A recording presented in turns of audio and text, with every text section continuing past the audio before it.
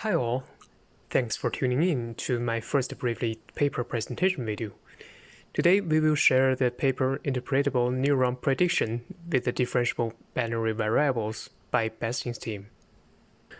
So we will start this presentation with a short question.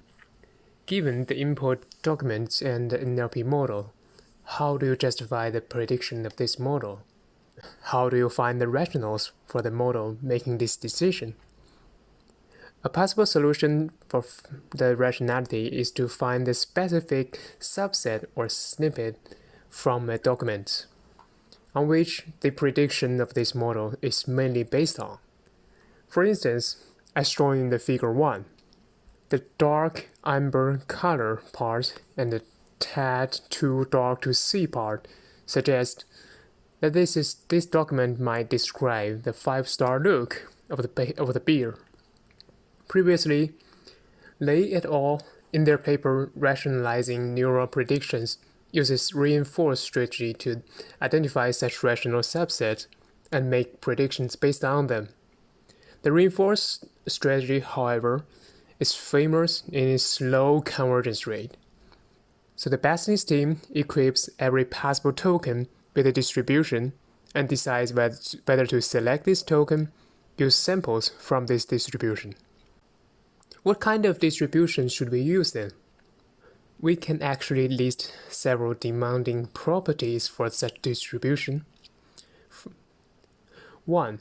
The distribution should allow us to select either 1 or 0, because we need to decide whether to select this cross-corresponding token or not, and therefore 2. The most possibility mass should be around 0 and 1. So that we do not always need to bother with the samples showing somewhere in between. And 3. Inverse CDF of this distribution should be smooth almost everywhere so that we can optimize its parameters using the reparameterization trick. So the beta function, or the beta distribution, seems fulfilling the second demand, that distributions should be bipolar towards 0 and 1. But unfortunately, the beta distribution cannot be represented by the elementary function. Therefore, it would be hard to optimize with.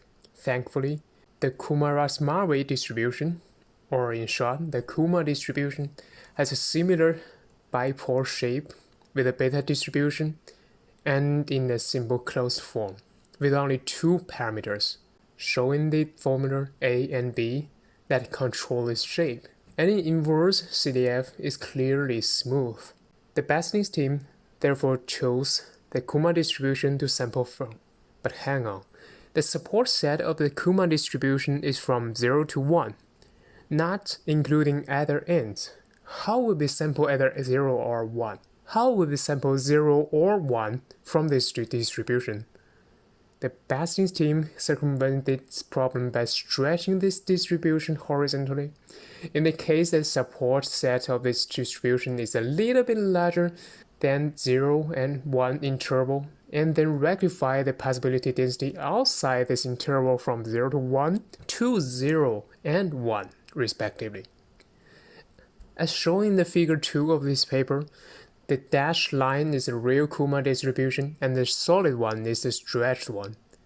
The 2 shade area represent density exceeding the 0-1 interval, and the mass for the left part is assigned to 0 and right part is assigned to 1.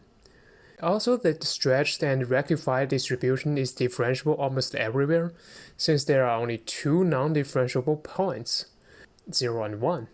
The reparameterization trick is still usable. Now, let's take a look at the baseline network structure. Since the Kuma distribution is controlled by only 2 parameters A and B, 2 networks outputting A and B respectively are attached on the top of token embeddings. For each token, a random noise U is sampled from the uniform distribution and then transformed by the inverse CDF, thus making a sample from a stretched Kuma distribution.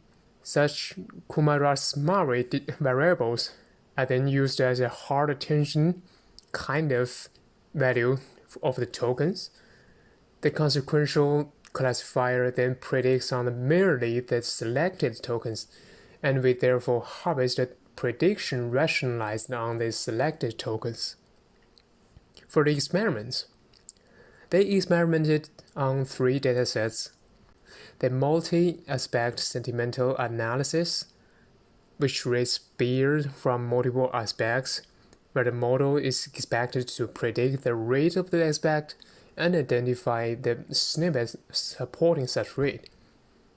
When identifying the rationals, we, as a human, would prefer the model attributing for short phrases instead of selecting the whole document. Therefore, we are interested in the model performance when the L0 regularization of the selector is smaller. As shown in Figure 3, the Kuma approach performs still well if only 7% of the token is selected, controlled by the L0 regularization, where the MSE of lace variation, the open circles, are way larger when selecting even 10% of the tokens. The similar outstanding performance on selecting only small portions of token also shows on the supplemented classification task on Stanford Sentiment Tree Bank.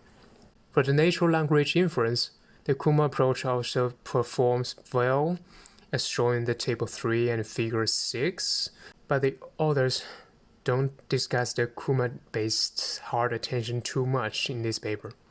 I personally like the way they use the tractable differentiable bipole distribution, the Kuma distribution, to make the selection from. Also, from the performance shown in the Figure 4 and 5, is not an overkill to use the Kuma-Swari distribution instead of a single parameter Bernoulli. But there is one thing one can do more research on. That's the way one uses the Kuma variable. The Basings team multiplies their variable directly with the token embedding, which is a continuous entity and allows a multiplier other than discrete 0, 1, for instance 0.5, 0.38. But what if we only want to see an effect of the either selecting or the token or not discretely? Should we discard the value in between or somehow rectify it?